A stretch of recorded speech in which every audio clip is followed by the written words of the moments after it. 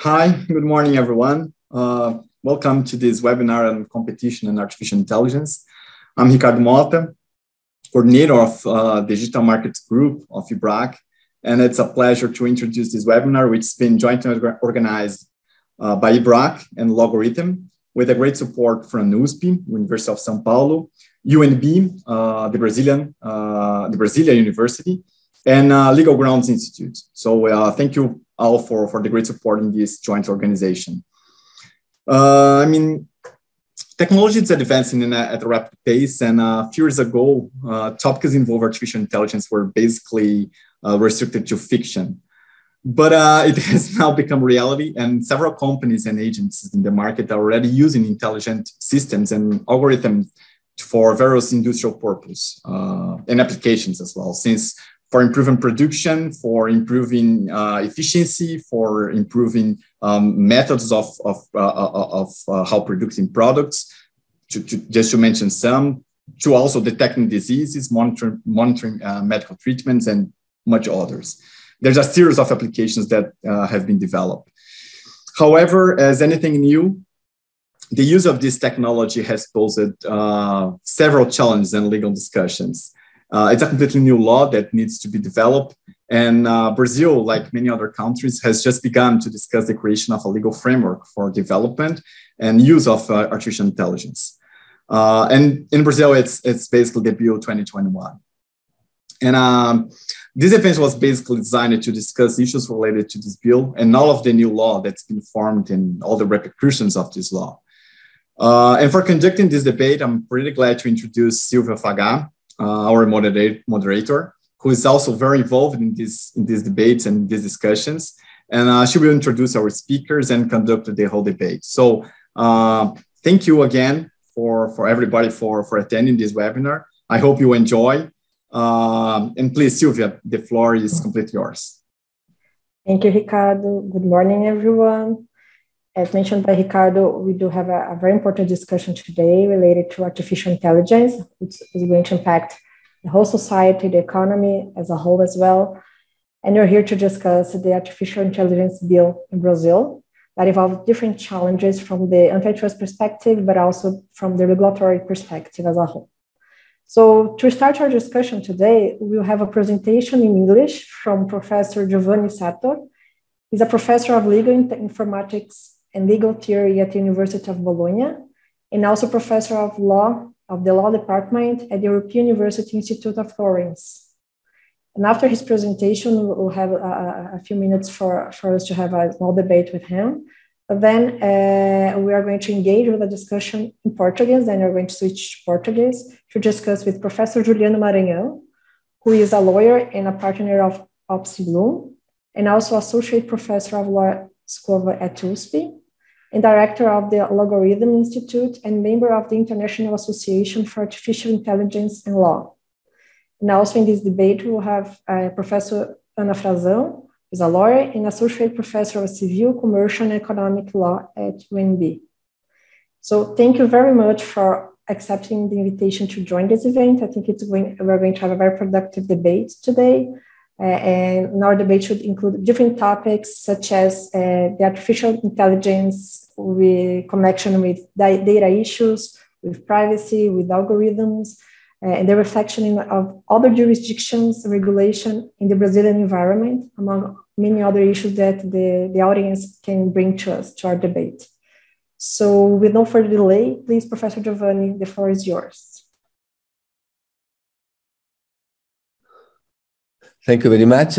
I'm very happy to be with you today. And let me just say that I believe it is very important if different countries in the world engage in a conversation on the regulation of artificial intelligence, which is indeed a global phenomenon, a technology that is spreading all over the world and to which all countries have to deal with. And it's important, I think, very much to learn from the experiences of others, both the good and also the mistakes. So let me share my screen. In my presentation, I hope that that you are seeing my slides, which I'm not seeing, as a matter of fact. Are you seeing my slides now? Sorry. We are seeing your email. Okay, so Yeah. maybe I shared the wrong screen. Let me unshare. No, because I shared the. Yeah, now we are seeing your slides. Yes. You're seeing the slides. Okay, so now I put the slides. Okay. Okay, now you should see the slides full screen. Maybe I should change screen. Sorry, it is always. Okay, swap displays. Okay, now it should be fine, I think. So I will say a little on the European proposal concerning an AI regulation, and I don't know much about the Brazilian proposal, but I will make if some reference. Excuse me if my comments are not really on point on that, since my knowledge is very limited. So. Let us start with the very beginning. The European proposal was, as you know, presented by the Commission, and now there is the interaction between the Parliament and the Council in order to come to a final text. And things are moving on, and it's very likely that the text is going to be approved with some changes, but not really significant ones. So we can refer to the proposal originally delivered by the Commission. So first of all, we start with the definition of AI, which I think is very similar to the one that you can find in the Brazilian document.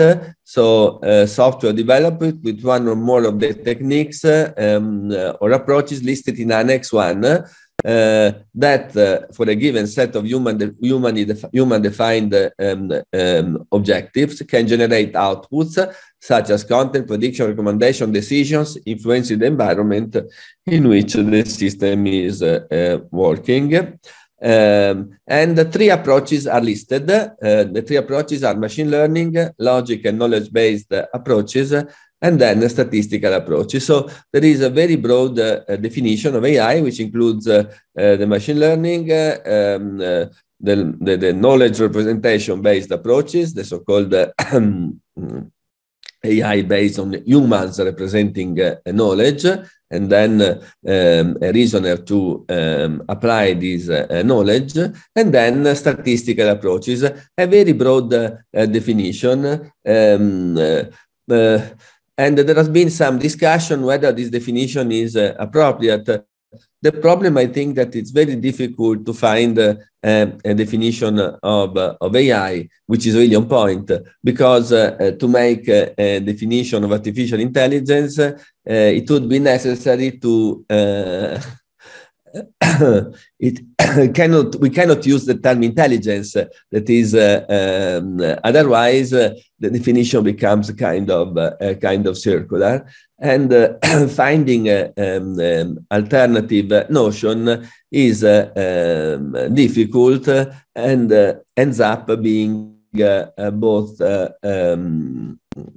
probably too large, for instance, covering, in this case, any kind of statistical application, even methods that have been used for a very long time.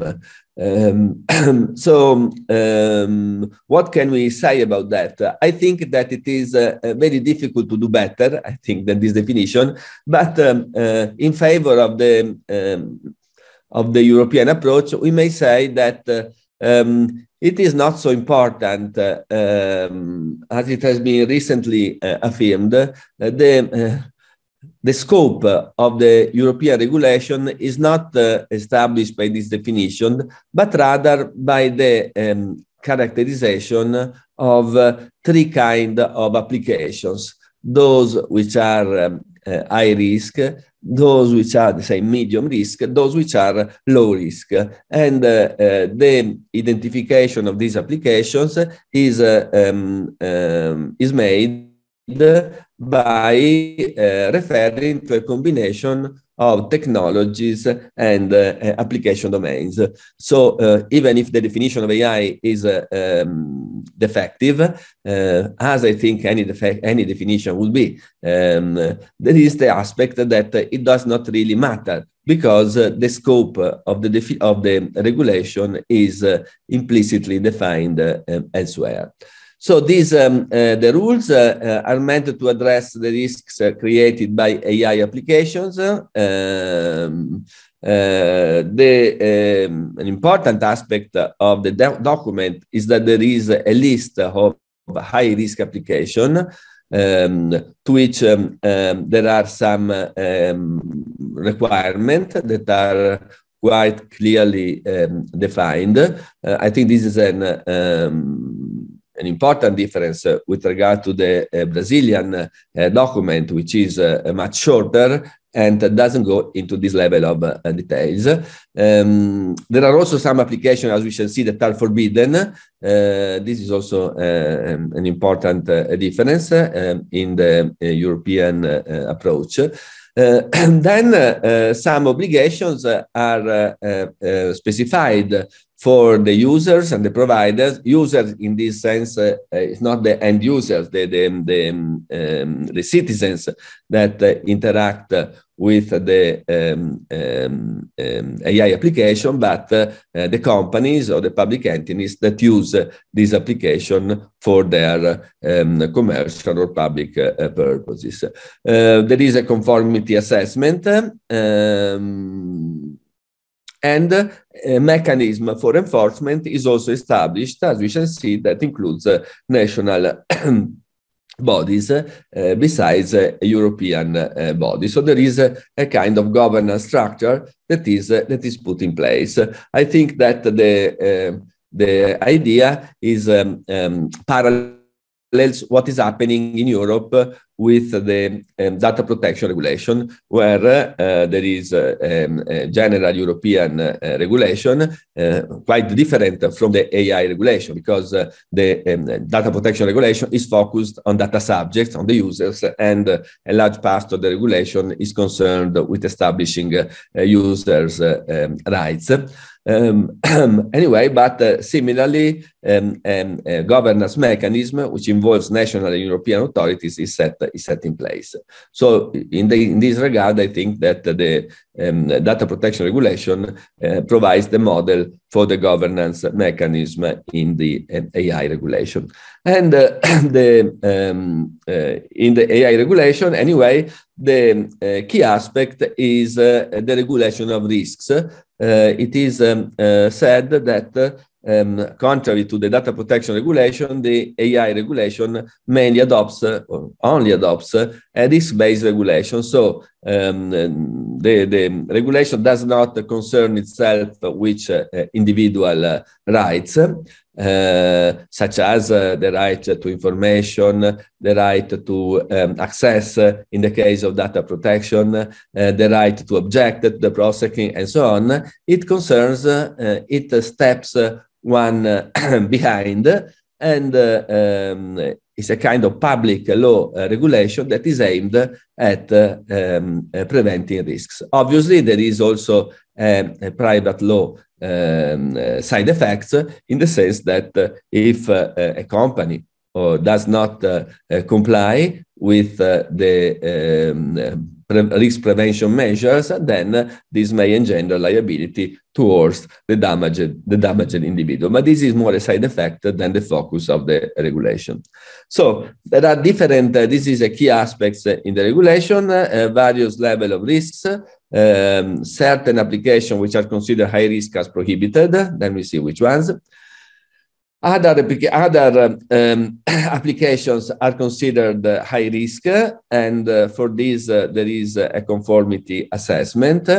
And then there are other applications that are considered limited risk, where there is just a transparency requirement, and then there is the possibility of voluntary compliance with codes of conduct. And most applications will be considered minimal risks, which again, the reference will be to codes of conduct. Let us move on and consider what applications are considered unacceptable risks. This is, again, an idea that, if I remember well, I could not find in the Brazilian text, but again, I may be wrong. So what is prohibited? We can find the definition of the prohibited applications of AI in Article 5. Using subliminal techniques in order to distort a person's behavior causes physical or psychological harm. So, as you can see, the legislator is worried of providing a limited, giving a limited scope to this prohibition. For instance, economic harm is not considered. In this case, imagine, for instance, the domain of advertising, where you may argue that subliminal techniques are used to influence consumers' behavior, but usually such techniques only cause economic harm to consumers. And so they would be outside of the scope of this prohibition. Systems targeting vulnerable people, causing, again, to distort their behavior in way causing physical and psychological harm. Again, we may imagine some applications of this type. I could imagine, consider, for instance, the use, again, targeting application targeting gamblers in order to induce them to, in this case, again, the harm would be mainly economical, but may also be psychological, though in few cases, or considering systems inducing people to buy drugs or other or medical products, psychotropic products. In this case, maybe you would have a psychological harm. Social scoring techniques by public authorities for the evaluation or classification, the trustworthiness of natural person, with a social score leading to detrimental effects. Here, I think that the European legislature was worried about the social score system in China. That was the kind of focus. There have been criticism for the fact that the prohibition does not include private actors, but only public authorities. Again, the legislator is careful not to address limited phenomena, and obviously it's not possible to criticize, but we have to consider that this is the first regulation attempt to regulate AI, and so I think some attention on the side of the legislator, a cautious approach may have some justification. Real-time remote biometric identification system in public accessible spaces. This is the domain. The focus is on face recognition systems on public spaces. Also here, there are some limitations. Real time, so some people have argued that this limitation does not really go far enough, because it would be sufficient to store the images for a short time and then to review them rather than doing it in real time. Again, the worry of the legislator to limit the scope of the regulation. So scoring, for instance, is only forbidden when by public authority on their behalf. So, as I said, over a certain period of time. So there are various, so this prohibition of social scoring is also characterized by broad limitations. Some criticism have been raised also by the European Data Protection Authority. Again, I think we can understand this caution. The same for biometric real time, which is it is prohibited in general, but then there are some derogations. it is allowed for some, when strictly necessary, for some purposes, such the targeted search of potential victims of crime, including children, prevention of terrorism, or the localization of criminal suspects for certain offenses. Also here there have been quite some criticism. The idea is that if an infrastructure for real-time monitoring of people is put in place, then it is likely to be used also for other purposes. And some people, among which the European Data Protection Supervisor, if I remember well, have argued for restricting this permission, or even prohibiting in general identification, the use of AI for biometrical identification in public spaces. So I don't want to exceed my time, so I move on. I already said something on this kind. Then, so this is the high risk application. So some prohibitions, I think interesting enough, even though limited in their scope, for the worry not to be, not to exceed what appears necessary at this particular time. Then there is the, we move now to the idea of transparency. This is an idea that is introduced for high risk, but also for medium risk applications. In this case, we have the requirement that AI systems that interact with natural person shall inform those persons that they're interacting with AI system. So the European legislator doesn't want that an AI system deceives people by pretending to be a real person. We have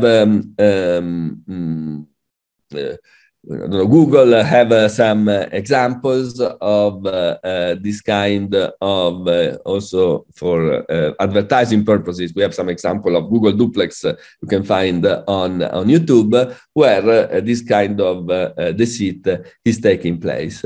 There are also limitations on the use of emotion recognition systems. There should be, people should be informed that they're exposed to this kind of systems that for advertising or other purpose identify their emotions. Also in this regard, there have been opinions, in particular for the European Data Protection Supervisor, requiring the prohibition of such systems on emotion recognition rather than allowing them under this kind of measure. And then there is the issue of called deep fake, when the system presents a video or an image that looks like a real person but is artificially constructed, that the user is informed about this. So, but let us look at high risk. The European regulation contains very broad list of applications that are considered high risk. And there you go from biometric identification to critical infrastructure, safety components, employment, recruiting, credit, private service such as credit scoring, law enforcement, evaluation of the reliability of evidence, or also, for instance, prediction concerning the future behavior of people, such as the predictions of recidivism. Also in this regard, some opinions have considered that this should be forbidden rather than allowed under the cautions that are foreseen for high risk. Migration, administration of justice, etc. What are the rules that are in place, the obligation for these high risk systems? Again, you have to go through the list, the whole list that is included in the annexes to the regulation. But there is the idea of having a risk assessment, mitigation, to have high quality in the data sets, feeding this kind of systems. So in the domain of learning, sorry, The logging must be preserved, documentation, information to the users, oversight, high level of robustness, security, and accuracy. So there is quite a level of specificity that is achieved in the regulation. Concerning the risk management system for this high-risk AI application, there is a process that requires various steps. The identification of foreseeable risk, the estimation, the adoption of risk management measures, and this should be a cycle that goes on throughout the life cycle of the system, in particular when the system is updated.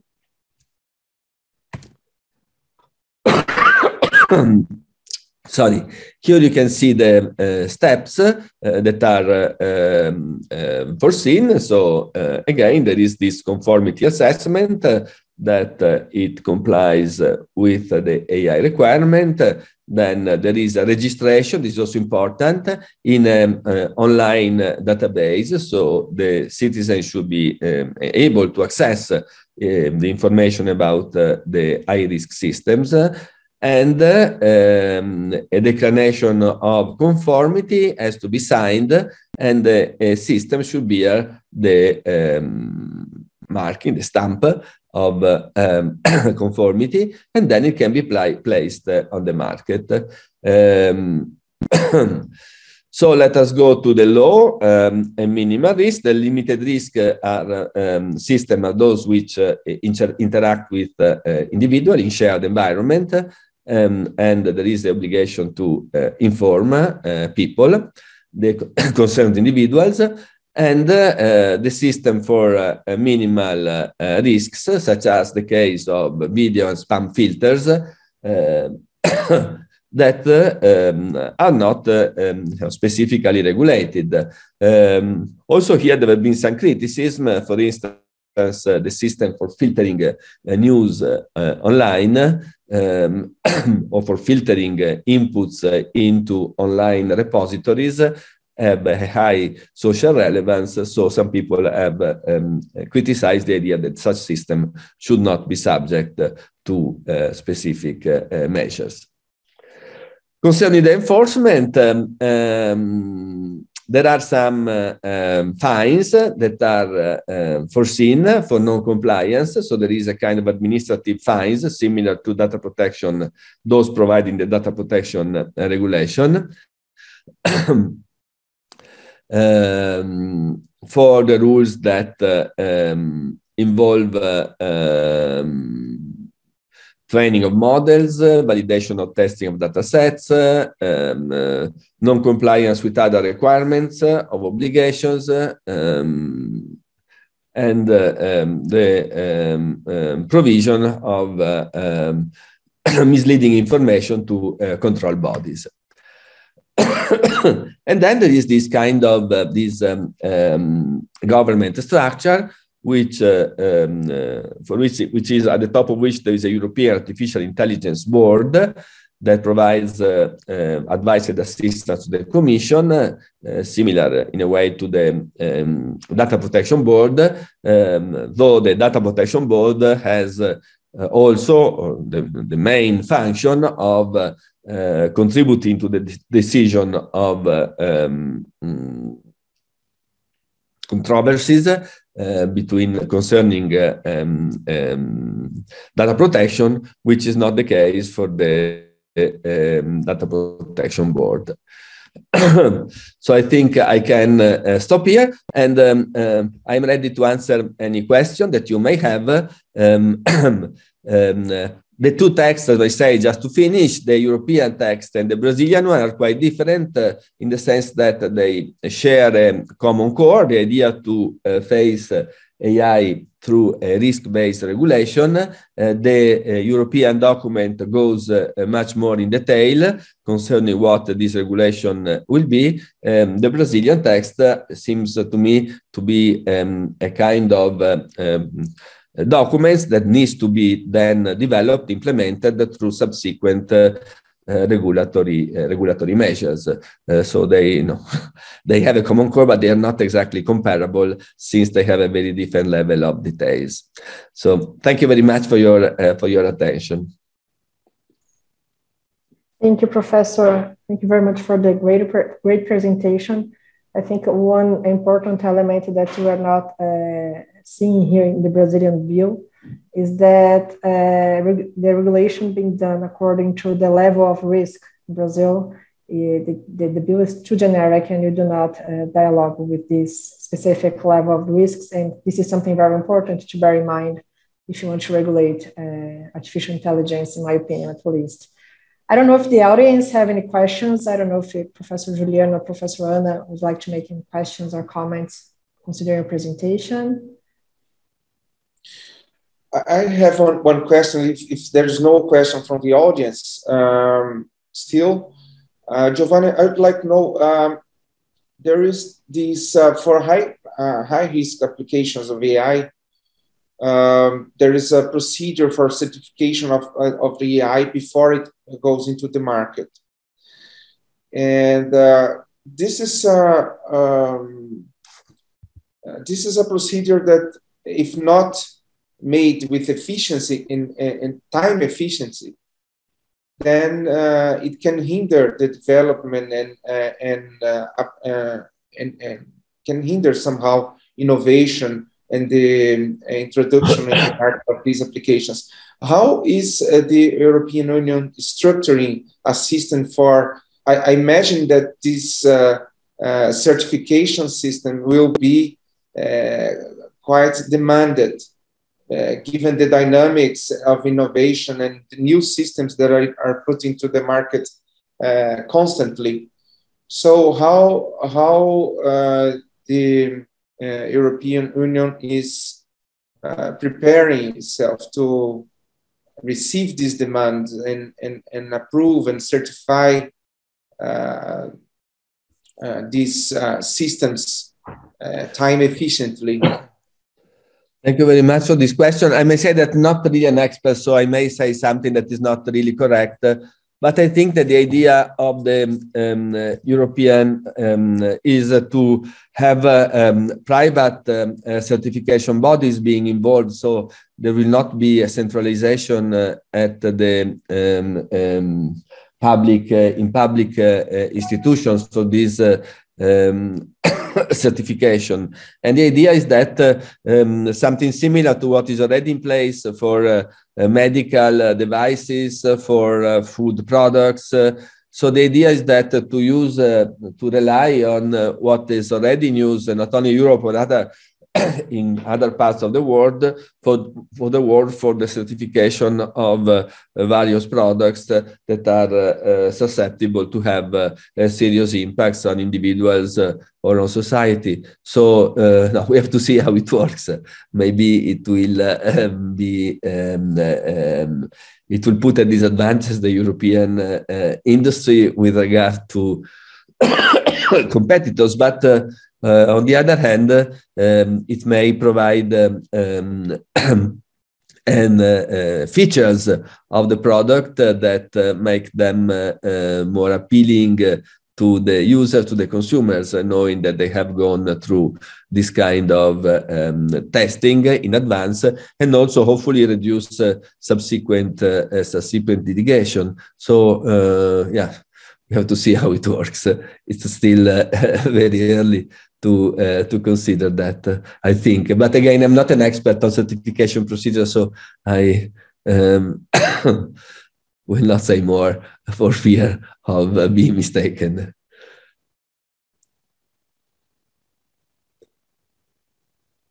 So we do not have any questions from the audience. I think that there is one now. Ah, now there is the comments, maybe. Here I have one from Lucas. Which approach do you think is best? Regulation of AI technology itself, or regulation of commercial activities that uses or are based on AI? I think that probably, but I'm not so sure on that. But the AI regulation at the European level is presented as a general regulation of AI, but it rather than through this mechanism of certification by identifying the high risk and low risk application, it goes in detail and allows for differentiating the way in which different applications are then concretely regulated. So it is the really general norms, I think, are just those that provide for the prohibition of certain application and that establish the idea of general preventive measures. But then I think that the framework of the European proposal allows for specifications in different domains. There is also a competence of the Commission for that, for intervening and modifying the annexes, providing rules. So I think that it is it is not the idea of imposing the same rules on all kinds of AI applications. I don't know, but so it is that I think that there are two competing needs, not to fragment excessively the regulation. On the other hand, to take into account the specificity of different applications, and they try to do a balanced regulation in this regard. I don't know whether they really succeeded, but I think we can see some effort in this direction. Understood. Okay, thank you very much. Well, now I think we do not have any additional questions. So maybe we can proceed with the debate with Professor Juliano and Professor Ana. Professor Giovanni, thank you very much for being here with us today in this discussion. I think the presentation was very, very productive for us to understand the framework in other jurisdictions. I don't know if Julian wants to say any final remarks, and then you can move on to the debate. Just thank Giovanni. Thank you very much, Giovanni, for your participation. And I think it's very important that we engage in these discussions, comparing the proposals of legislation. And we actually are in a challenge now in Brazil to develop our legislation. I don't believe that the legislation will be so generous as it is now in the Brazilian draft. And there is a commission in the Senate that is proposed to discuss. And one of the subject matters which is on the table for discussion is whether we should have a regulation based only on principles, on this high level ethical values, or if we should enter into more detail about governance and best practice to the development and deployment of AI. But thank you very much. Thank you very much. Now, maybe just to finish one thing that I didn't comment, there has been also some discussion concerning the connection between this regulation and the data protection regulation. And the European legislator has chosen, the Commission has chosen to keep them separate, in the sense that obviously the fact that an application complies with the requirements in the AI regulation does not exclude that it violates the data protection regulation. So it is not sufficient to comply with the AI regulation for an AI application to be okay. And some people have argued that there should be an explicit connection between the two regulations, but to me it seems that it is obvious that the data protection regulation applies, and that also all the rights that are conferred to individuals based on the data protection regulation also apply when an application is an AI one. And so the two the two are parallel, and we have to see whether the individual rights providing in the data protection regulation are sufficient also in the AI context, but this will be something to be discovered. Okay, so thank you very much. It's been a pleasure to be with you. And thank you very much, Giovanni. Thank you very much. I hope to see you soon again. Bye. So let's switch to Portuguese. Então, indo agora para o nosso debate aqui com o professor Juliano e a professora Ana. A gente até já alinhou alguns temas com o próprio professor Giovanni, que já trouxe um debate bem rico, mas acho que uma questão bem geral que eu gostaria de iniciar essa nossa conversa é justamente o caráter generalista do próprio PL 21 aqui no Brasil, que desenha instrumento regulatório, inclusive com várias delimitações ex ante, para um segmento de mercado que é realmente muito dinâmico, com muitas inovações e que deve ter muitas transformações em curto espaço de tempo, né? Então, até que ponto, queria trazer essa discussão então para vocês, até que ponto esse formato muito generalista pode desincentivar, pode comprometer os mecanismos de inovação na área. Então, como é que então o desenho que hoje ele tem poderia ser adaptado, reformado, para que a gente tivesse mais incentivos para a inovação e não criasse obstáculos para o processo inovativo, né? Então, colocando esse tema na mesa, queria ouvir um pouco o comentário de vocês. Ana, quer começar? Bom, antes de mais nada, bom dia a todos, um prazer estar aqui, então cumprimento muito especialmente a todos aqui, Dora, Bruno, Silvia, Ricardo, querido Juliano, que inclusive é parte também dessa comissão, e, enfim, eu acho que a apresentação do Giovanni, ela foi muito interessante, porque ele conseguiu sintetizar de uma maneira muito clara os fios condutores realmente da legislação europeia, o que já nos mostra, ao meu ver, algumas deficiências do projeto brasileiro.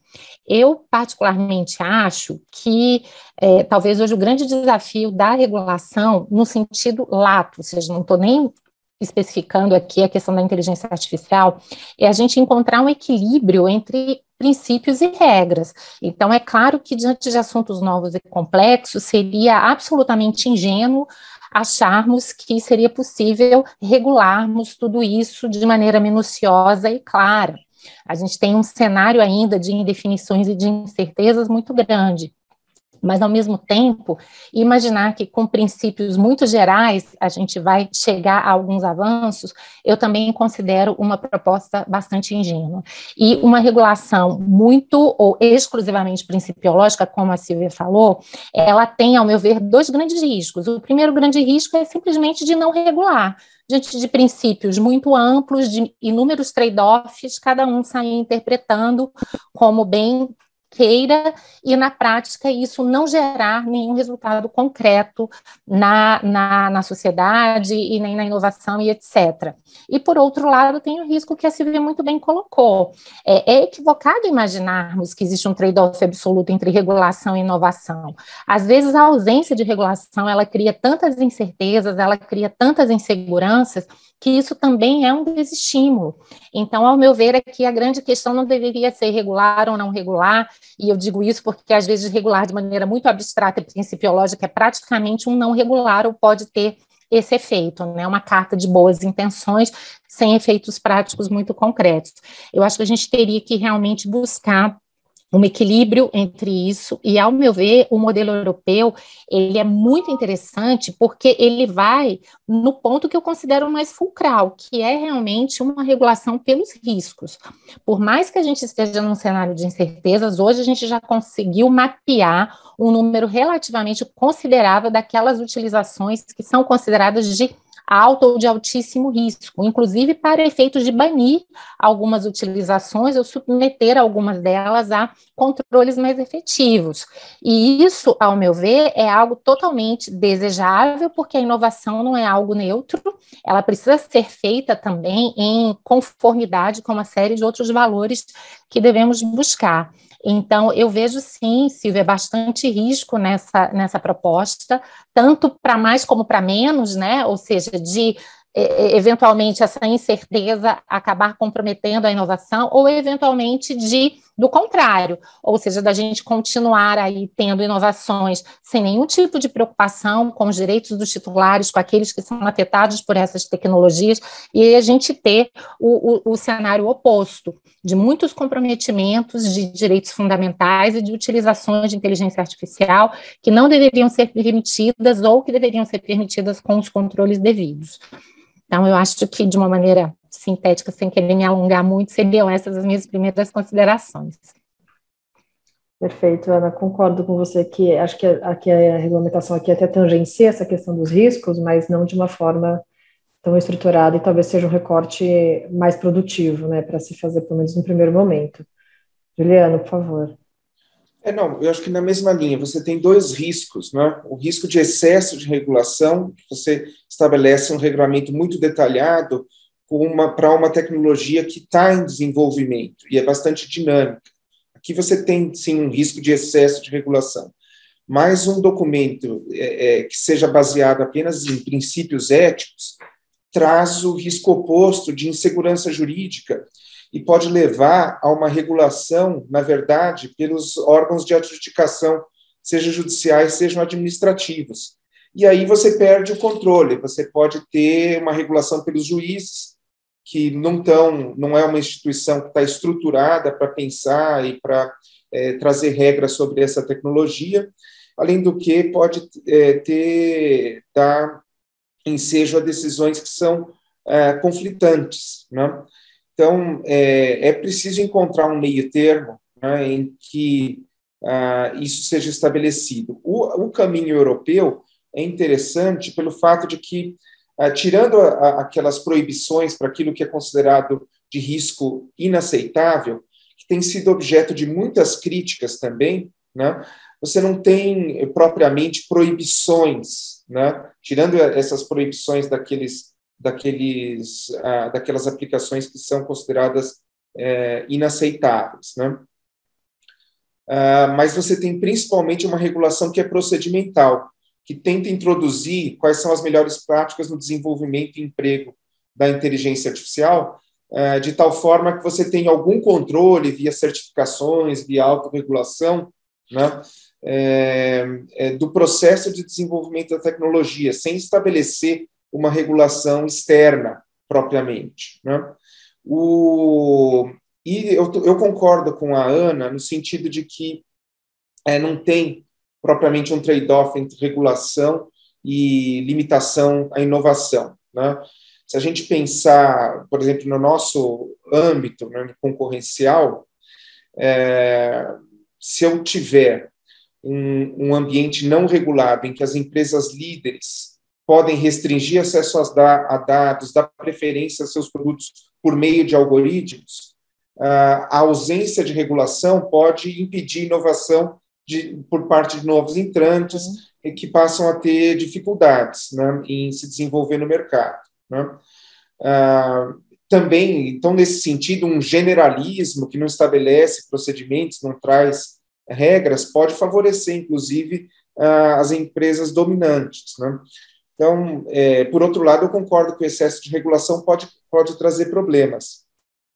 Mas tem um outro aspecto da inovação em relação à legislação, que é a possibilidade da lei buscar incentivar parcerias público-privadas, parcerias entre indústria e academia, e direcionar também fundos públicos para fomentar a tecnologia. Por exemplo, direcionar o uso do Fundo Nacional de Desenvolvimento Científico e Tecnológico, para canalizar recursos para esse setor. Isso, a legislação também pode caminhar nesse sentido para trazer recursos e investimentos para a tecnologia.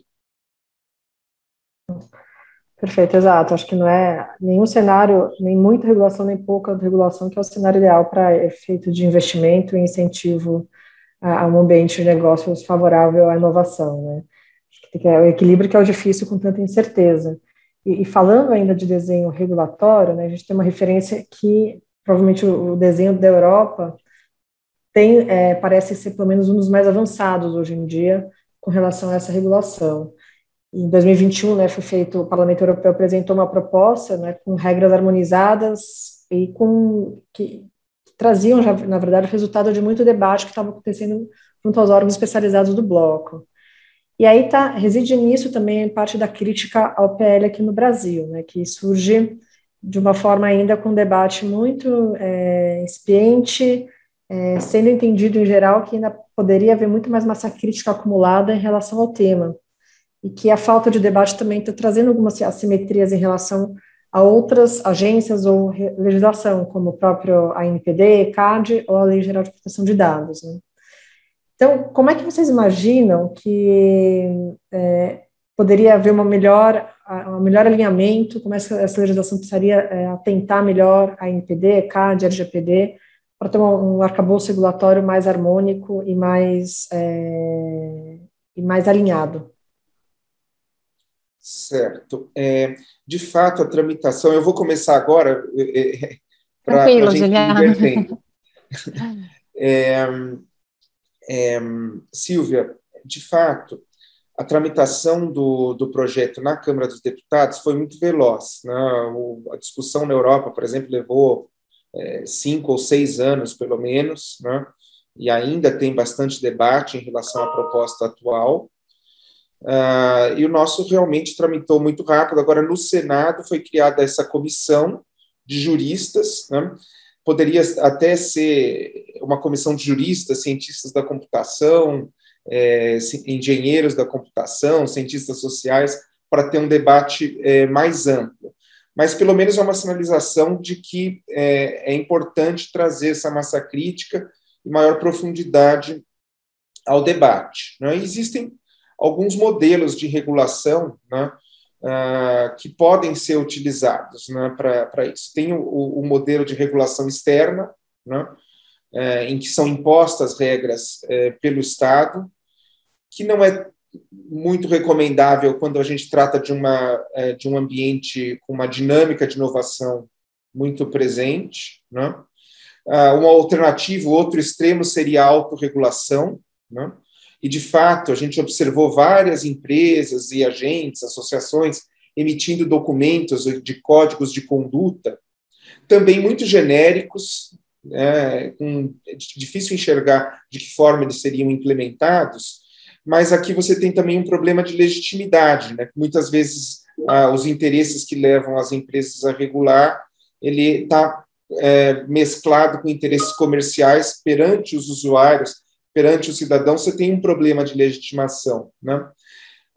Tem um outro modelo, que é o modelo de delegação, que aí liga com a sua pergunta, que foi o modelo adotado pelos americanos, né? Ali tem o US AI Guidance Act, que estabelece alguns princípios, mas delega para as agências reguladoras estabelecerem regras setoriais. Então, se reconhece o caráter multissetorial da tecnologia, da inteligência artificial, mas se atribui, por exemplo, ao FDA. O FDA já tem regulamentos sobre software as a medical device, em que são estabelecidas algumas regras.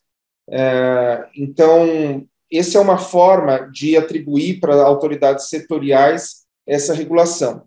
O PL 2120 tem algo parecido com isso, quando eles estabelecem lá no artigo 6º que o poder público, ao disciplinar a inteligência artificial, observará o impacto regulatório, uma análise baseada em riscos. Ficou tudo meio em aberto.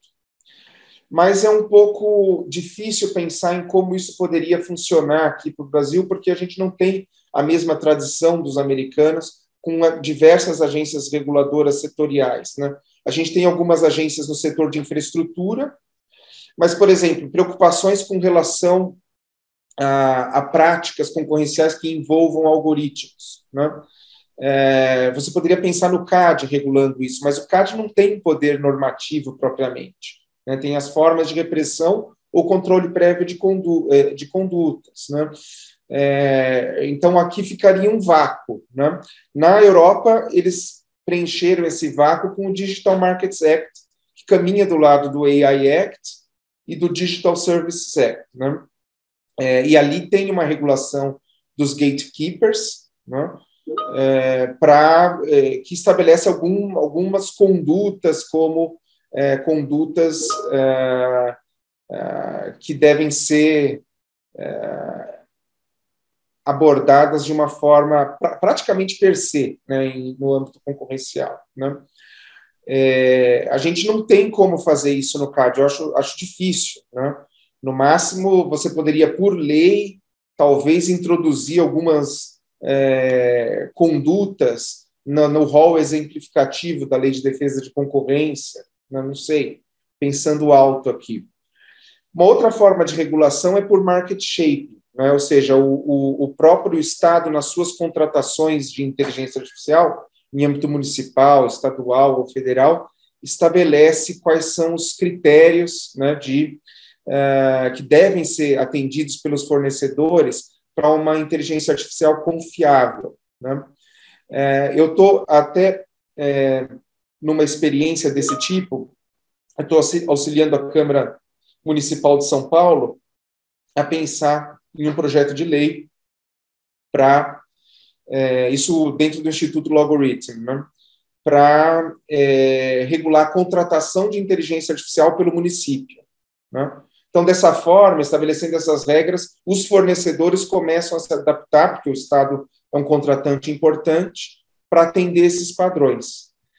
E a última é a autorregulação regulada, em que que é o caminho, de certa forma, que os europeus estão buscando, em que o Estado estabelece certos padrões mínimos de boa conduta em inteligência artificial, né?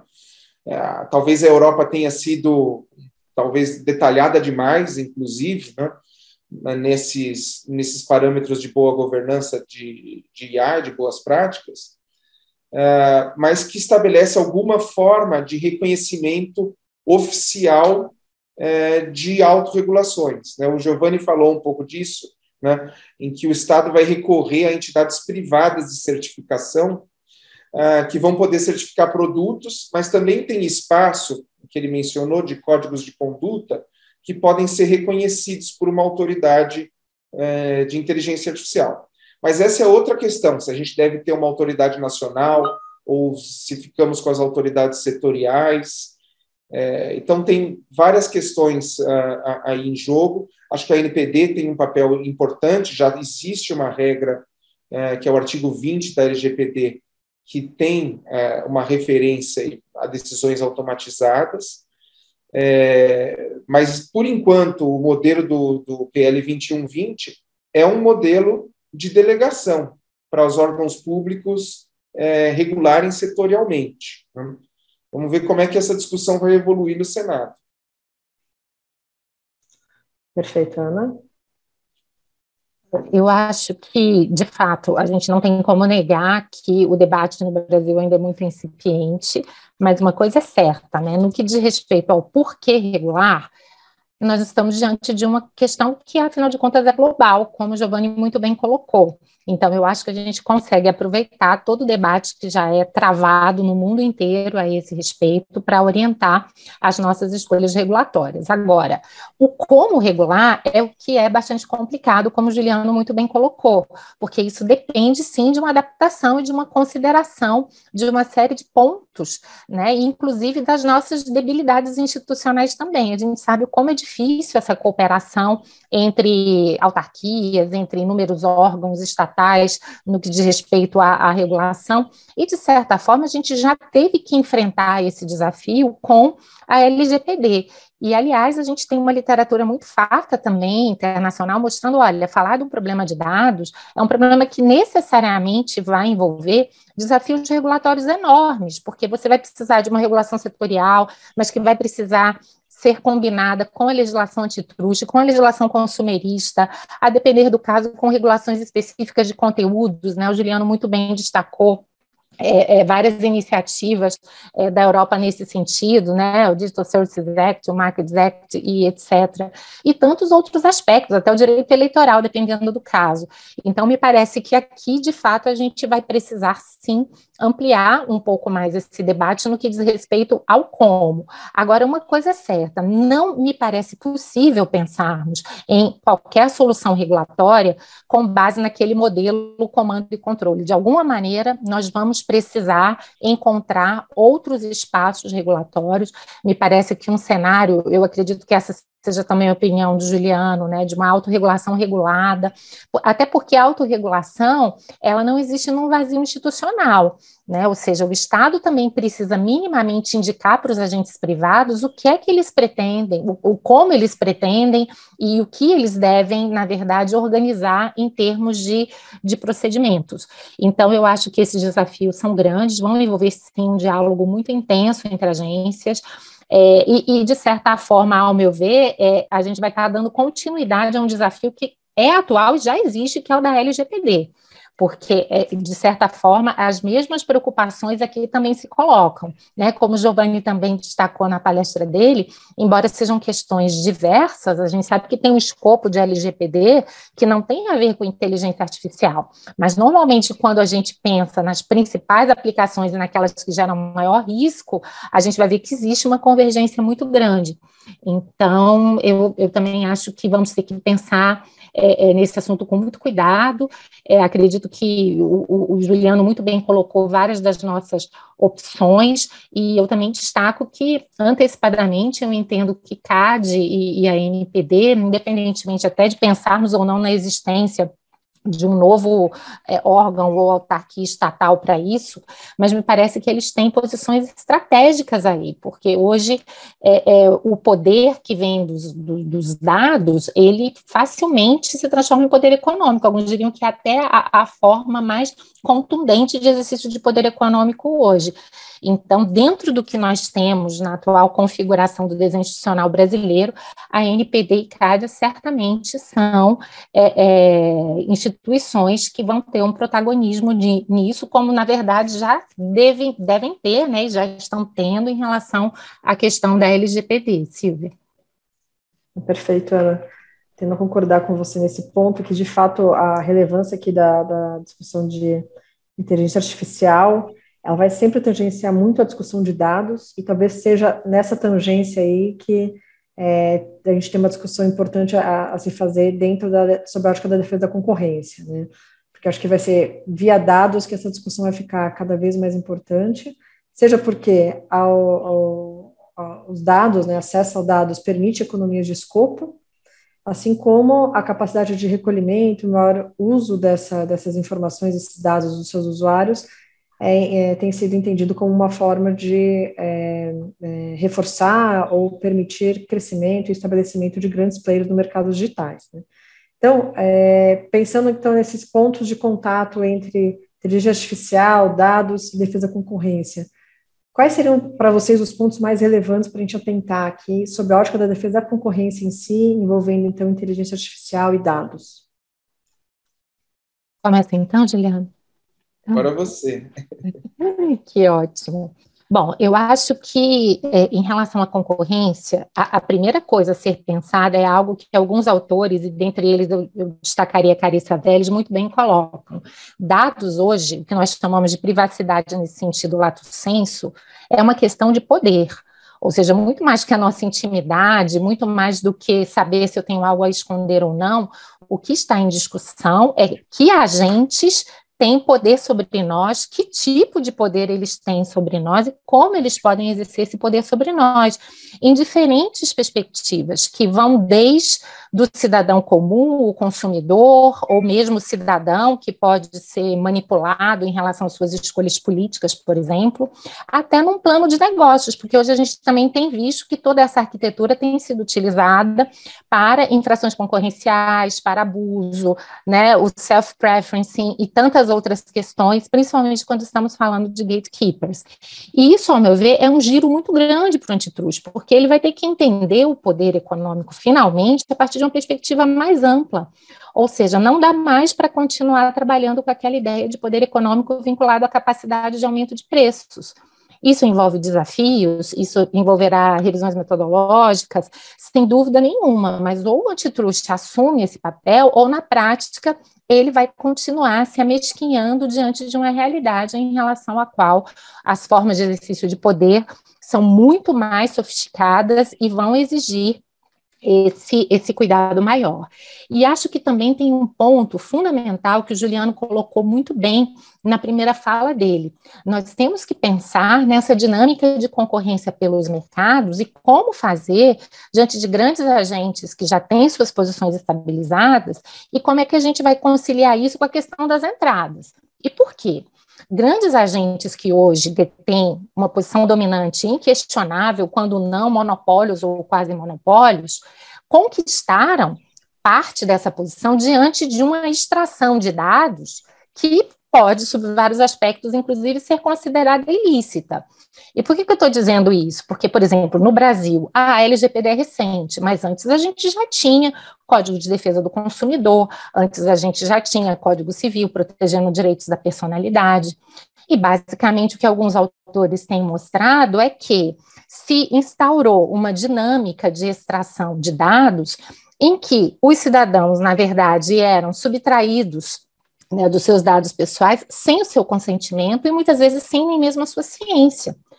Então, independentemente da eficiência de grandes desses agentes, e que é inequívoco, parte também desse poderio decorreu de um momento, de um vazio regulatório, em que essa extração de dados foi muito ampla. E não adianta, ao meu ver, aqui a gente falar como o Google, o meu segredo não são os ingredientes, no caso os dados, né, a minha receita, o algoritmo, porque, no fim das contas, a analogia com uma receita culinária é a mesma. Não adianta uma boa receita se eu não dei ingrediente, mas também se eu só tenho os ingredientes e não tenho a receita, no fim das contas, as questões não vão casar. Então, a gente sabe que esse mecanismo, ele, de fato, gera todos esses resultados a partir, sim, de uma grande quantidade de dados e, claro, a partir de formas de processamento eficientes desses dados.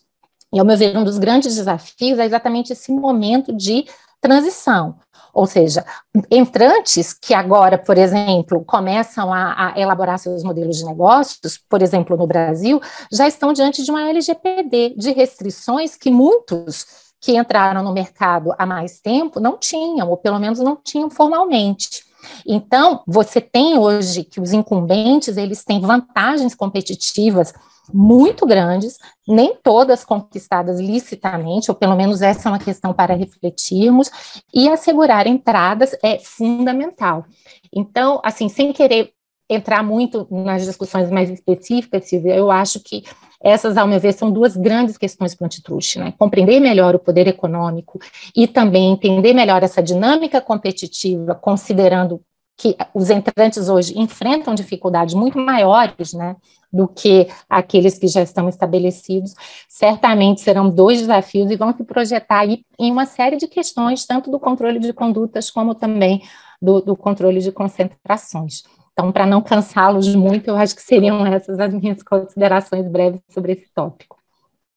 Não, perfeito, Ana. E acho interessante você colocar essa questão de poder econômico para se debater até que ponto isso não lança a luz no desenho institucional da própria atuação da política de defesa da concorrência, né? Porque eu acho que tem uma coisa que é o poder de mercado, que é realmente aumentar preço, reduzir inovação, reduzir qualidade de produto, e uma questão de poder econômico, que no limite, e dados, inteligência artificial pode favorecer muito, que é, no limite, interferir em eleições, né?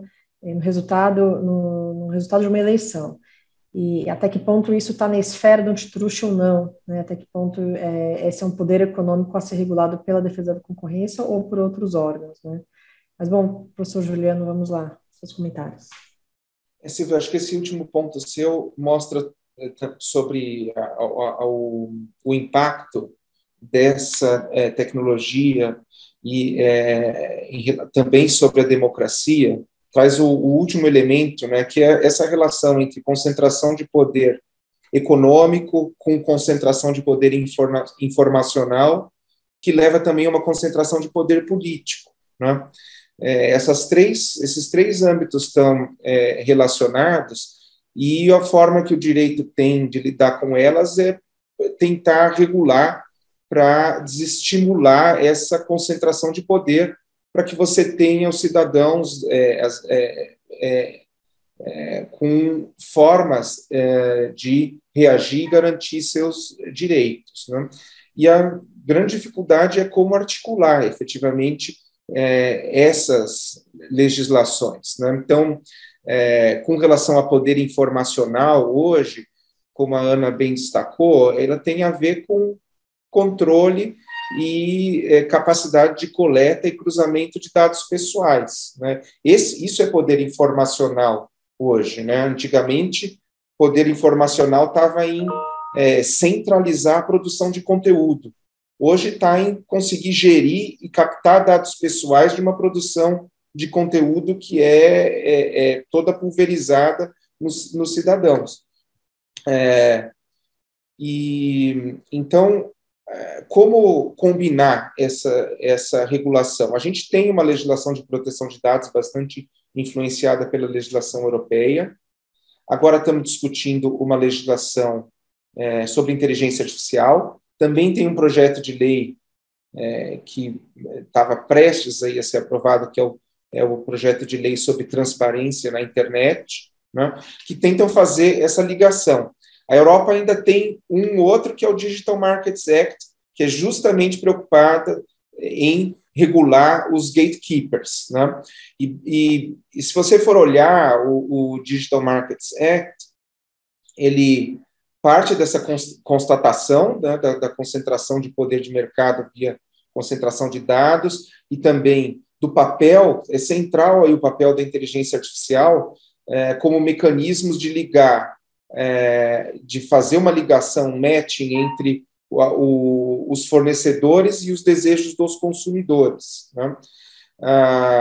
Que cria uma série de situações, gera mais eficiência para aqueles que têm os dados e têm, portanto, um melhor sistema de IA, melhores serviços e mais capacidade de coletar dados, o que vai levando a posições difíceis de contestar, como você disse.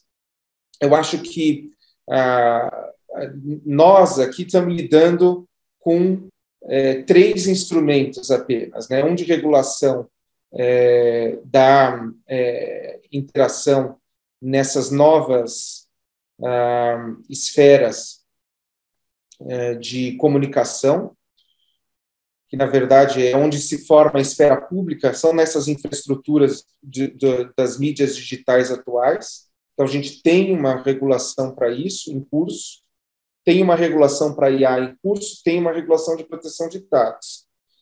Mas, naquilo que nos preocupa, a gente não tem um espaço ainda para uma regulação dos gatekeepers, né? E existe já um debate sobre como lidar com os gatekeepers, né? Se a gente vai fazer isso via mecanismos de controle de estruturas e repressão de condutas, ou se deveria haver uma regulação propriamente, né? Um dos pontos que está nos eixos temáticos ali que a gente vai debater no Senado é concorrência, né? Então, está na mesa também se faz sentido ou não adotar regras pensando aqui nos gatekeepers, né? A exemplo do Digital Markets Act. Mas é muito difícil você encontrar um arranjo sobre como combinar essas diversas regulações, porque, no fundo, por exemplo, se você for olhar inteligência artificial e proteção de dados, de um lado, dados pessoais são insumos muito importantes para as aplicações de inteligência artificial que nós temos hoje em dia. Então, a regulação de dados pessoais, até isso foi uma preocupação na Europa, se a regulação de dados pessoais europeia, ela limitava o desenvolvimento da inteligência artificial, né? Por conta das diversas restrições que você tem para o processamento de dados.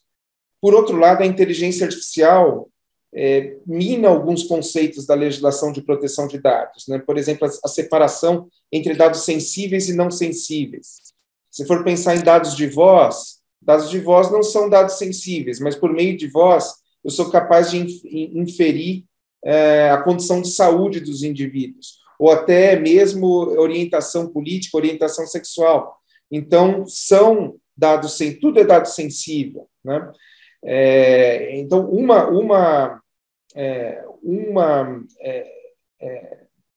um regramento tem impacto no outro, né? e é importante achar esse equilíbrio. Com relação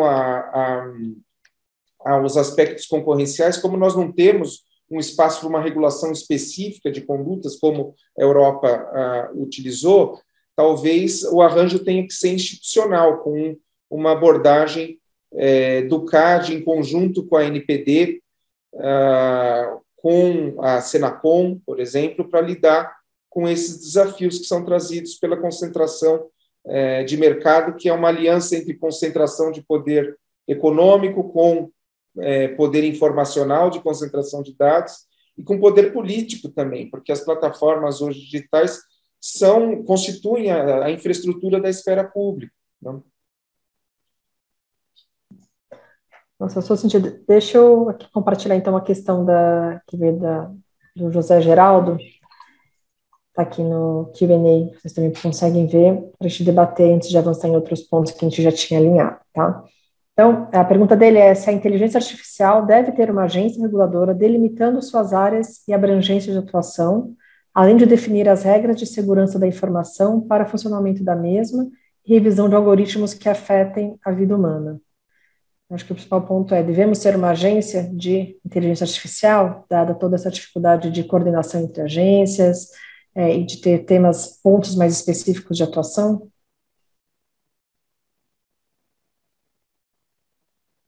Começando pela... Eu acho que, sem dúvida nenhuma, essa é uma opção que está na mesa, mas eu acho que a gente tem que pensar com muito cuidado nesse arranjo institucional, até porque, eu não sei qual é a opinião do Juliano, mas, por exemplo, a ANPD, ela seria, por exemplo, uma agência também vocacionada a fazer esse tipo de supervisão, porque, como a gente disse, cada vez mais é difícil, em boa parte dos casos, a gente separar o que é exatamente uma regulação de dados e o que é exatamente uma regulação de inteligência artificial. E em vários aspectos, até vários dos direitos da LGPD, como o direito à explicação diante de decisões automatizadas e tantas outras coisas, no fim das contas, a gente está falando de regulação de inteligência artificial. Agora, certamente vamos ter que encontrar aqui, pelo menos para mim, uma solução que, de alguma maneira, assegure ao Estado um papel de supervisionar, de normatizar e de promover esse diálogo entre regulador e regulados, ou seja, eu não acredito que um tema dessa complexidade e que exige um grau de coordenação do mercado tão grande, ele poderia acontecer simplesmente por iniciativas de autorregulação ou uma regulação do mercado, né? E considerando que no Brasil a gente já tem tanta dificuldade desse diálogo, eu, assim, não é uma posição fechada, tá? Quero deixar isso bem claro, mas eu tendo a achar que talvez aproveitar o que a gente já tem e reforçar a qualidade dessa regulação possa ser uma opção tão boa quanto pensarmos em criar uma outra agência, até porque também no Brasil a gente sabe muito bem que agência será essa, ela terá autonomia ou não terá, como é que ela funcionará. Então, é até difícil muitas vezes também a gente falar em abstrato sem saber o desenho institucional, as garantias que essa agência terá e efetivamente a autonomia e a eficácia da sua atuação como regulador. Acho que seria isso, Silvia. Perfeito. Queria uma outra esfera de discussão de desenho institucional também, e depende dela para saber se vale a pena ou não. Né? Exatamente. Sim, Juliano? Voltando para a pergunta anterior, isso se liga, como eu disse, para os problemas concorrenciais, a gente não está em curso uma discussão de uma legislação para lidar com esse poder de mercado, poder de concentração de dados que caminham juntos, né? E deveria ter um arranjo institucional para isso.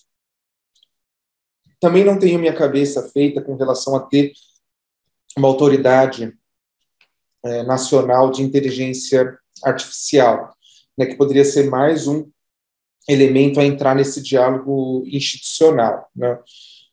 Agora, o que eu acredito que seja importante, né, a pergunta do Zé Geraldo se a inteligência artificial, essa autoridade delimitaria suas áreas e abrangências de atuação. Na verdade, como a tecnologia é transversal, as áreas e abrangência de sua atuação seria toda a atividade econômica, social, vai estar entremeada por inteligência artificial, né? Então, você teria um escopo muito amplo, até porque a inteligência artificial vai encontrar aplicações em diferentes setores, né? O que eu acredito que seja importante é justamente não, assim como eu concordo com a Ana, no sentido de que a simples autorregulação tem um problema de legitimidade, né? E até tem um artigo do Luciano Floridi dizendo que acabou a era dos códigos de conduta e de autorregulação, né, genéricas, que não funcionaram, que, de fato, o setor necessita a inteligência artificial necessita de uma regulação. Mas eu acredito que possa haver essa combinação entre a autorregulação, que possa ser reconhecida pelo Estado. A questão é pensar nessa equação, né? O Estado, a lei pode dar os parâmetros do que são as boas práticas, análise de impacto, o registro das atividades de funcionamento da IA, documentação de todo o seu processo, né, de criação e emprego, uma série de boas práticas que já vêm sendo reconhecidas como práticas que levam a uma inteligência artificial confiável. Os diferentes setores poderiam estabelecer autorregulações detalhando o que significam essas boas práticas para cada âmbito de aplicação, medicina, educação, indústria, etc. Né? Publicidade online, que é outro também setor em que a IA é muito aplicada, mas a gente tem que quebrar a cabeça ali no Senado para encontrar uma forma de trazer um reconhecimento do Estado a essa regulação. Porque isso também traz traz segurança jurídica para as empresas e para os desenvolvedores e traz confiança para os cidadãos, no sentido de que há algum crivo em que aquela autorregulação ela atende não só aos interesses das empresas, mas também ao interesse público. Entendido. Bom, José Geraldo, espero ter sido respondido a sua questão. Qualquer coisa, faça algum comentário aqui para a gente, ok? E aí, avançando aqui no nosso debate, claro que tem muita questão, né, todo o tema é justamente esse desenho institucional, e como realmente interagir com os outros órgãos ou com órgãos que ainda possam vir a ser criados, né? E focando e voltando aqui para a discussão mais de defesa da concorrência de novo, a gente tem visto que muito do debate que fala da discussão, uma intervenção talvez antitruste mais contundente, que pudesse se mostrar necessária em alguns mercados. E falando agora de privacidade, né, porque a gente sabe que também a inteligência artificial tangencia discussões muito importantes de privacidade. A gente vê que pode haver um trade-off entre uma atuação mais contundente da autoridade antitruste e perdas, no caso, no âmbito da privacidade das informações. Na visão de vocês, como é que a regulação específica de inteligência artificial pode contribuir para esse debate envolvendo privacidade e como que isso se relacionaria com a questão concorrencial? Eu acho que um caso bem emblemático, que vai bem nessa questão, é o caso do Bundeskartellamt, né, do Facebook com o WhatsApp. Né? Ali ficou bem marcada essa interface entre proteção de dados e defesa da concorrência. Né?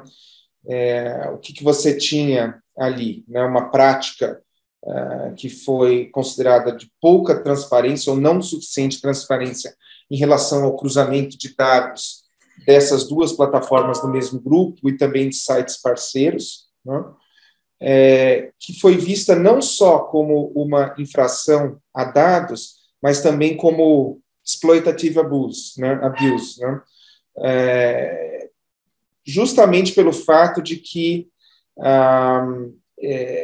pela posição dominante dessas empresas, o consumidor não teria uma alternativa que fosse mais amigável do ponto de vista de tratamento de dados pessoais, né? Então, o consumidor fica fechado, sem alternativas, e, ao mesmo tempo, não tem clareza em relação a como esses dados são cruzados e são tratados, né? Uma intervenção mais contundente da autoridade antitrust, como foi do Bundeskartellamt, pode levar a uma questão sobre se isso não limitaria o desenvolvimento da inteligência artificial. Afinal de contas, o resultado da decisão foi uma espécie de... Até o presidente do Bundeskartellamt falou em desinvestimento de dados, ao se referir a proibição de cruzamento dos dados desses sites parceiros e do WhatsApp com os dados do Facebook, né? Então, esse desinvestimento, como os dados e o cruzamento, o processamento dos dados são a força motriz do desenvolvimento da tecnologia, você poderia ter uma restrição, né? Por outro lado, você tem que encontrar alguma forma, né? E aí a preocupação dos europeus em lidar com esse excesso de concentração de dados que tem gerado posições dominantes de difícil contestação. O caminho deles, pelo menos ausente uma legislação específica, foi via essa noção de exploitative abuse e remédios que usam analogias, né? Você fazer um desinvestimento de dados é uma analogia com desinvestimento de ativos, mas que também não funciona muito bem, né? Não é desinvestir dados, significa proibir o cruzamento de dados, não alienar ativos para um entrante, por exemplo, né? Então, é muito difícil de lidar com isso. A alternativa dos europeus agora com o Digital Markets Act foi pegar esses casos emblemáticos, como o Google Shopping, ou que foram condenados lá, né? E o Facebook, WhatsApp, e criar regras ali que são praticamente per se, de tal forma como a Ana falou, manter oportunidades para os entrantes se desenvolverem, né? A opção do Digital Markets Act não foi tratar essas questões de concentração como questões de estrutura, ou seja, que levariam uma necessidade de fazer cisões nessas empresas, né, ou separar desinvestimentos de empresas. Eles pensaram em desinvestimento de dados, né, como forma de possibilitar que outros também tivessem oportunidade de desenvolver tecnologias que fossem concorrentes, né? Mas, de fato, esse é algo a se pensar, né? Se você consegue passar tudo isso para um enforcement do CAD, né?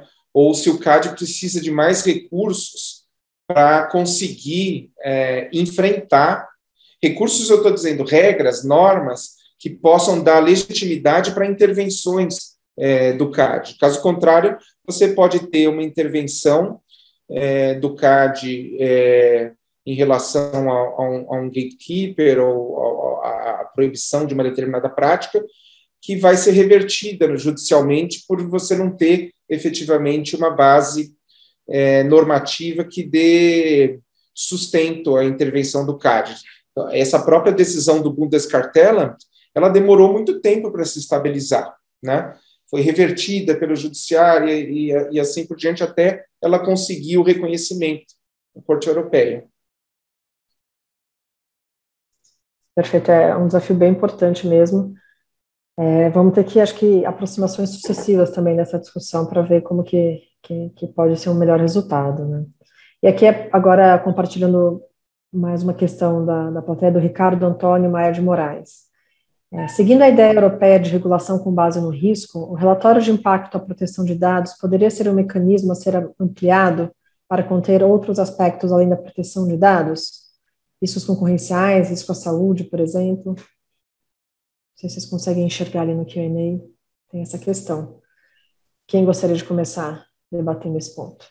Ana? Acho que é Ana. Eu começo? Antes eu queria só fazer uma pequena retomada da questão anterior, que eu concordo plenamente com o Juliano, mas é só porque eu me preocupo muito, às vezes, com uma certa relutância do antitruste entrar nessas questões, como se não fosse um problema dele. Né? E é claro que, como você muito bem pontuou, nós estamos aqui diante de um problema que ele é multifacetado, que ele vai envolver diversas esferas, certamente que o antitruste não terá que resolver todas e nem terá instrumental e nem mesmo fará parte dos seus objetivos. Mas dois aspectos que eu acho muito simples, ainda que a gente continue trabalhando com a ideia de maximização do bem-estar do consumidor. A gente tem que entender que no mundo atual, em razão dessa economia movida a dados, as preferências do consumidor elas podem ser manipuladas por esse ecossistema. Ou seja, é a própria dinâmica das transações econômicas que é alterada. Dentre inúmeras outras questões que a professora Shoshana Zuboff, por exemplo, coloca no livro dela, né, O Capitalismo de Vigilância, ela coloca uma que tem me preocupado bastante, porque ela afeta toda a ideia de contrato. Ela diz, olha, toda a teoria do contrato, inclusive tal como economistas e juristas trabalham, ela parte da premissa de que o contrato é um instrumento de alocação de risco. Mas se eu tenho uma parte que sabe tudo da outra, que se antecipa a outra e age numa presunção de certeza, porque é o que a gente também tem visto nisso, o contrato deixa de ser um instrumento de alocação de risco para essa parte. Então, eu dei aqui dois aspectos muito básicos e cruciais para mostrar, olha, qualquer que seja a metodologia, qualquer que seja a visão de antitruste que se tenha, e eu particularmente acho que Chicago é bastante reducionista, sim, a gente precisa encontrar formas de ampliar esse debate, mas o que nós estamos falando é de entender o mundo que estamos vivendo, sob pena da gente não conseguir aplicar o antitruste nem numa visão mais restritiva, vinculada mesmo, por exemplo, a uma escola de Chicago. Então, eu acho que esse é um ponto fundamental. E, claro, ampliar essa compreensão do mundo, projetar essa compreensão nos instrumentos, vai poder limitar algumas atividades econômicas? Vai, mas essa é, na verdade, a consequência de toda a regulação. Se a gente for levar esse raciocínio ao extremo, a gente vai dizer, olha, mas o antitruste impede cartel, e o antitruste impede uma série de abusos de posição dominante. A gente vai dizer, sim, o antitruste impede porque ele entende que esse tipo de atividade econômica não gera eficiências, não gera benefícios, gera grandes externalidades, ou seja, a gente pode imaginar vários dos motivos aqui, e eu acho que a mesma coisa acontece em relação a essa nova compreensão, né, de um direito antitruste mais voltado para a realidade, em relação à qual a gente não tem como negar a importância desses dados e todos os efeitos que eles geram sobre nós. Sobre a questão da pergunta feita, né, os relatórios de impacto, eu considero que eles são super importantes, mas a gente precisa tomar um certo cuidado, porque eu também tenho muitas restrições em relação a essa ideia de que, bom, temos metodologias absolutamente certas e seguras para mensurar tudo. Nós estamos falando aqui de questões altamente complexas, em que muitas vezes as principais decisões são valorativas, saber o que vai ser mensurado e como. Então, eu acho que sim, esses relatórios e essas análises são super importantes, mas elas precisam passar por uma discussão muito ampla sobre o que efetivamente deve ser mensurado, como deve ser mensurado, inclusive abrindo espaço para considerarmos que há determinadas coisas que não têm como ser mensuradas, e nós vamos ter que endereçar esse tipo de preocupação por outros caminhos, né, de avaliação. E uma última observação, quando estamos falando de incertezas, e ao meu ver é um tema que a gente ainda não teve tempo de tocar, mas eu acho particularmente importante falarmos em princípio da precaução, que é também um princípio que, ao meu ver, deveria ser considerado em assuntos relacionados à inteligência artificial. Aqui, na verdade, não tem propriamente avaliação de risco. Não há métodos que podem, na verdade, traduzir algo que a gente já sabe que é incerto. Então, para além dos relatórios, que podem ter, sim, um papel muito importante no mapeamento de riscos, eu acho que a gente também teria que deixar um espaço para avaliarmos as incertezas e o cabimento do princípio da precaução em alguns pontos muito sensíveis em relação aos quais eu acho que a gente não poderia simplesmente admitir qualquer tipo de cenário indesejável.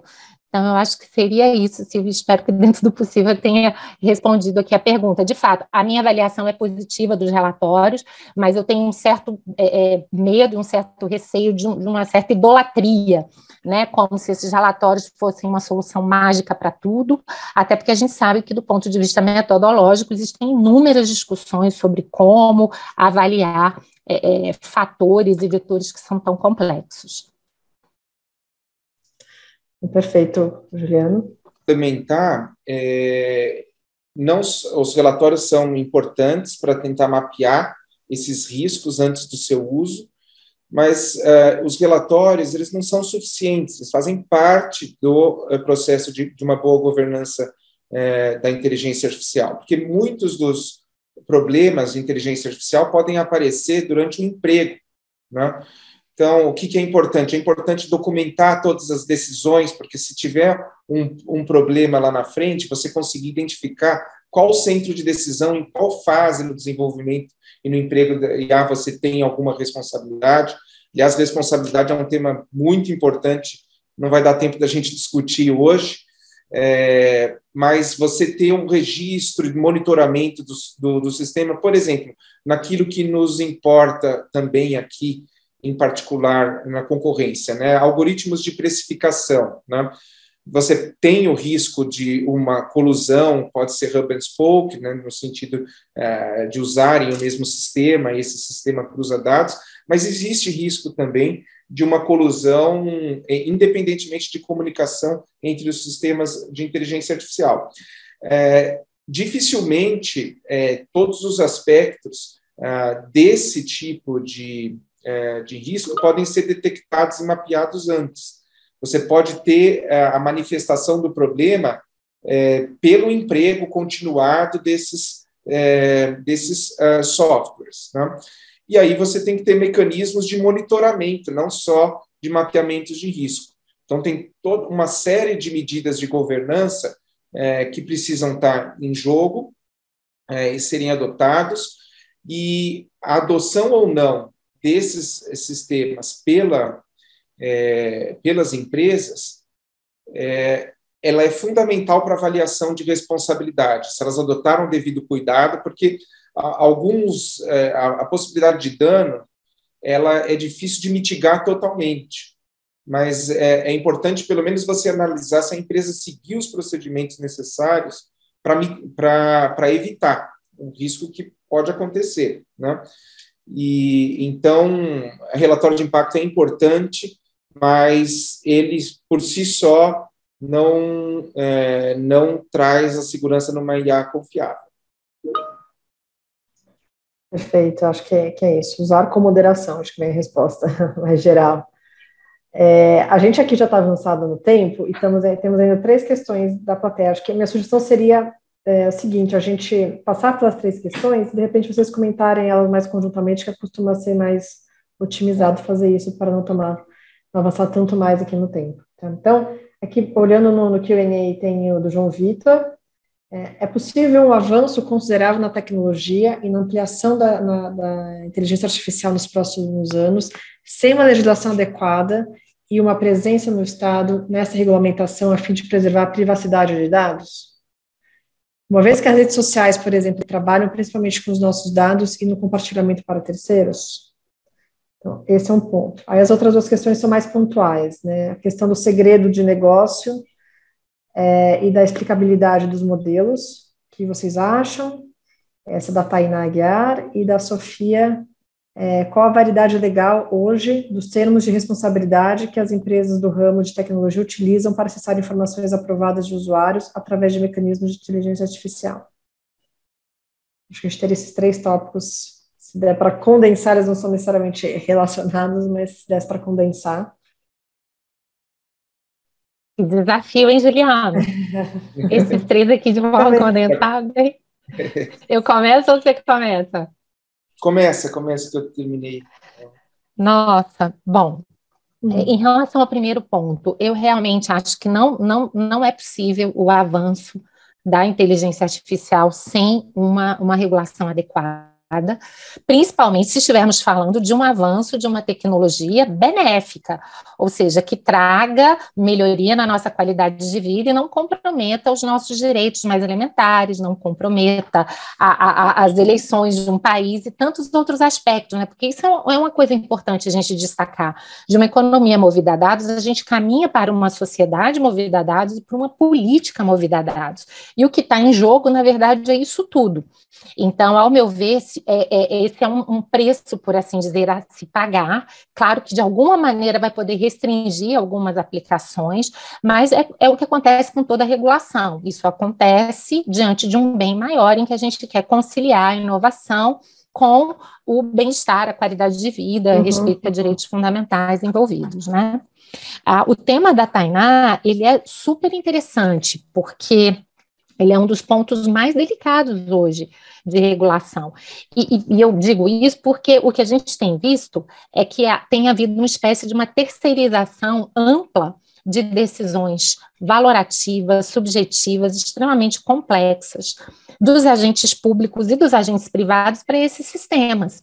E quando se requer algum tipo de transparência, além das dificuldades técnicas, você tem também uma dificuldade legal, que é o segredo de negócios. Esse é um ponto bastante importante. A LGPD já tenta endereçar ao tratar do princípio da transparência, mas, ao mesmo tempo, sempre colocar o segredo da empresa junto. Acho que a gente vai precisar evoluir muito nesse sentido e até encontrarmos um ponto de equilíbrio. Eu acho que é muito importante lembrar que o segredo de empresa não é algo absoluto. A própria lei de propriedade industrial admite, em algumas circunstâncias e com devido sigilo do processo judicial, que ele seja, na verdade, quebrado, e, independentemente disso, o que eu acho que não pode ser admitido é a ingerência na vida das pessoas sem nenhum tipo de accountability. Então, talvez inversão do ônus da prova em discussões nas quais o segredo de negócio se coloque como um obstáculo para se entender minimamente como uma decisão foi obtida, eu acho que são questões que são colocadas no atual cenário e talvez não, certamente também precisam ser mais bem trabalhadas numa regulação de inteligência artificial, porque, ao meu ver, as referências da LGPD não são suficientes nesse sentido. Explicabilidade é um problema muito grande, vai ser até bom ouvir o Juliano. Eu, como regra, entendo que sistemas algorítmicos, por definição, não são explicáveis, pelo menos explicáveis no sentido do que entendemos por explicação e com o nível exigido de explicação de um ser humano. Então, é até por isso que eu entendo que eles precisam estar sujeitos a alguns controles, a uma supervisão humana, como o Juliano também colocou, que envolve todo o funcionamento do sistema, não só o design. Alguns autores hoje têm questionado até a necessidade de um controle de resultados, né, e uma complementação a depender do caso para assegurar essa explicabilidade. E quanto aos termos de responsabilidade, é aquela discussão relativamente antiga, né? O consentimento qualificado previsto pela LGPD, por exemplo, é um consentimento que hoje ele é muito difícil de ser alcançado diante da assimetria informacional e diante de um ponto que tem sido muito bem colocado por diversos autores. O que um dado representa hoje pode se modificar totalmente em pouco tempo, né? O Juliano mencionou hoje com a voz o número de inferências que já são obtidas. Outro dia, por exemplo, eu estava vendo um sistema de inteligência artificial que, a partir da voz, pretende reconstituir os rostos do falante, ou seja, né, uma situação até então também impensável. Então, ao meu ver, a gente tem que ver esses termos com muita restrição e muito cuidado. A maior parte dessas situações, o consumidor ou o usuário não sabe o que ele está fazendo, ele não tem conhecimento técnico, de fato, para entender. Em muitos casos, as políticas também são confusas, são complicadas, são feitas para não serem compreendidas, e mesmo numa situação ideal, em que eventualmente a política seja clara, ele entenda o que ele está fazendo, ele pode estar entendendo hoje, mas daqui a 1, 2 dias, eventualmente aquele dado que naquele momento do consentimento não tinha tanta relevância, passa a ter. De certa forma, é o que o Juliano muito bem traduziu num comentário lá atrás, quando ele diz, olha, a rigor hoje todo dado é sensível, e eu concordo com ele, porque mesmo dados, né, absolutamente banais, hoje, podem, né, diante de evoluções de sistemas algorítmicos ou de cruzamentos ou de inferências, enfim, eles podem, na verdade, ser um manancial muito grande, não só de informação a nosso respeito, como também de predições, antecipações e exercícios de poder. Então, também vejo com muita restrição os termos de responsabilidade como regra, especialmente no que diz respeito à inteligência artificial, Silvia. Então, correndo mais do que tudo, foi o que deu para fazer aqui diante de questões que realmente são complexas e justificariam um debate aprofundado aqui. Não, claro, Ana, obrigada pela capacidade de síntese aqui, é mais pela vontade da hora, até pelo tempo de vocês, inclusive. Juliana. Eu achei muito interessantes as três questões. Com relação à primeira, é claro, sem regulação, uma coisa é o avanço da tecnologia, outra coisa é o avanço de uma tecnologia que seja confiável para o usuário, né? A aposta dos europeus nessa regulação da inteligência artificial é que possa haver um valor reconhecido pelos usuários, pelo mercado, em você ter uma inteligência artificial que siga esses parâmetros mínimos e a possibilidade de certificação com entidades privadas, como o Giovanni disse, que certifiquem a qualidade, para que eles concorram nesse terreno, né? Eles se veem atrasados em relação a outros países, mas, ao mesmo tempo, pensam numa inteligência artificial que seja confiável do ponto de vista de respeito a direitos fundamentais, né?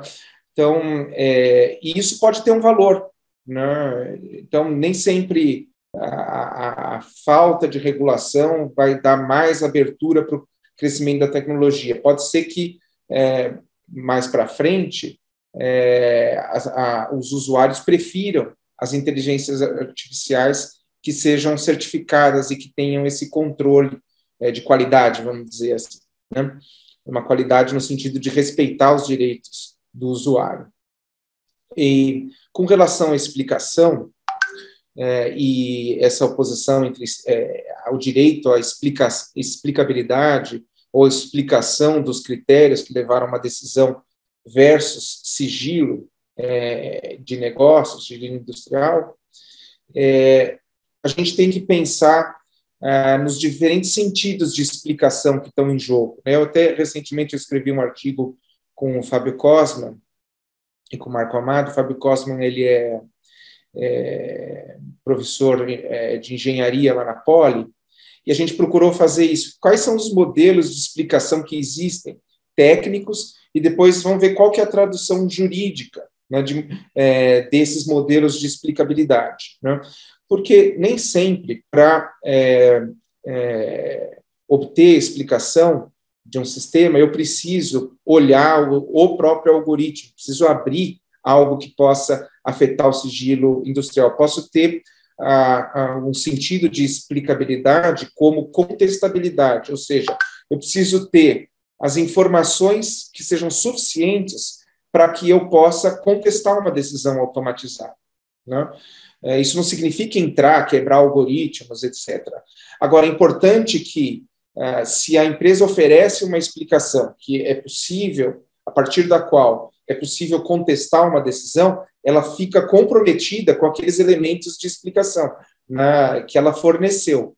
Então, aquela explicação é com base naquilo que eu vou pedir a revisão da minha decisão. Mas nem sempre, só o recado que eu queria dar, nem sempre existe esse dilema ou essa oposição entre explicação e sigilo de negócio, tá? E, por fim, qual era a mesma última questão? Agora eu esqueci. Que a validade legal do termos de responsabilidade. Eu acho que aqui é importante a gente... aí vou colocar as vestes de professor de filosofia e teoria do direito, tá? A gente tem que pensar muito hoje qual que é o significado de validade legal, né? A gente tem a concepção de que a lei, a legislação válida, nesse sentido de validade, que reconduz o conteúdo de uma regra à Constituição, né, como fundamento de validade, com base naquilo que nós vemos como ordenamento jurídico, como código, né? O código centralizado no Estado como fonte normativa, né? Porque hoje nós temos regras, muitas vezes não escritas, que decorrem das práticas comerciais, e nós temos hoje esses regramentos do funcionamento de plataformas em que, por exemplo, formam a nossa esfera pública, e que, independentemente de uma validade legal, elas têm efetividade, elas pautam o comportamento. E também regras que decorrem de códigos, né? A própria interface no uso de determinados aplicativos limita possibilidades de ação. Essas são regras, né? Tudo aquilo que limita possibilidades de ação pode ser visto como uma regra, né? Muito embora ela não tenha esse formato que nós pressupomos, né, de uma regra emitida por uma autoridade competente, que pode ser reconduzida à Constituição, mas são regras que pautam o nosso comportamento nos ambientes de comunicação digital e que não tem uma fonte estatal propriamente, né? Então, às vezes, a gente tem que pensar se faz sentido perguntar se elas têm validade legal, né? Elas, de uma certa forma, elas se impõem à nossa prática e nós temos que lidar com elas, né? Você, se tem a sua conta invalidada, você vai recorrer uma conta bloqueada, você vai recorrer ao Facebook para tentar desbloquear uma série de regras que são trazidas por essa instituição, que não é uma instituição estatal, né? Então, só esse lembrete também com relação a essa pergunta. Perfeito. As regras informais também disciplinam o comportamento, né? Então, instituições formais e informais. Bom, aqui a gente já avançou bastante, teríamos até mais tópicos que a gente tinha elencado para discutir entre a gente, mas eu vou passar já para as considerações finais de vocês, e aí se tiver algum ponto a mais que gostariam de fazer, seria uma oportunidade, tá bom? Ana, começando por você de novo, então. Obrigada, Silvia. Não, eu acredito que, até diante do adiantado da hora, não há necessidade de fazer aqui nenhuma outra consideração. Eu acho que, apesar do tempo, a gente conseguiu passar aqui por temas muito relevantes, né? É importante lembrar também que a comissão continua recebendo prazos para contribuições escritas, não é, Juliano? Sim, até 13 de maio. Até 13 de maio, e de fato, eu acho que ficou muito claro para todos desse debate, que esse é um debate complexo, porém necessário, de forma que eu espero que, nesse sentido, essa iniciativa de vocês seja também um passo importante, tenha despertado interesse, curiosidade, quem sabe seja um incentivo também para uma participação mais ativa de todos nesse debate. Então, eu queria realmente agradecer mais uma vez a todos vocês pelo convite, dizer que foi um prazer enorme passar aqui essa manhã trocando ideias, aprendendo e refletindo sobre esse assunto que certamente vai, pelo menos no que diz respeito a mim e ao Juliano, né, Juliano, vai dominar aí as nossas mentes pelos próximos meses e a gente espera realmente conseguir apresentar um bom trabalho. Muito obrigada. Eu também só agradecer e parabenizar pelo evento. Eu acho muito importante que a comunidade antitrust se engaje nesse debate.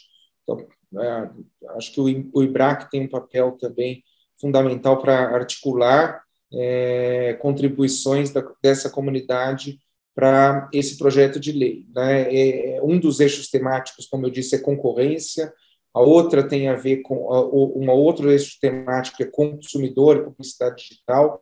Acho que tem temas aí importantes para a discussão, e o IBRAC pode ser um vetor para colher essas contribuições para esse debate. Eu também fico à disposição para outros, tem vários temas que nós separamos, acho que nós chegamos só até a metade, né, Silvia? Mas estou à disposição para outros debates que eu acho muito importantes, e acho muito importante o engajamento da comunidade. Também estou à disposição, viu? Fiquem à vontade. Com certeza.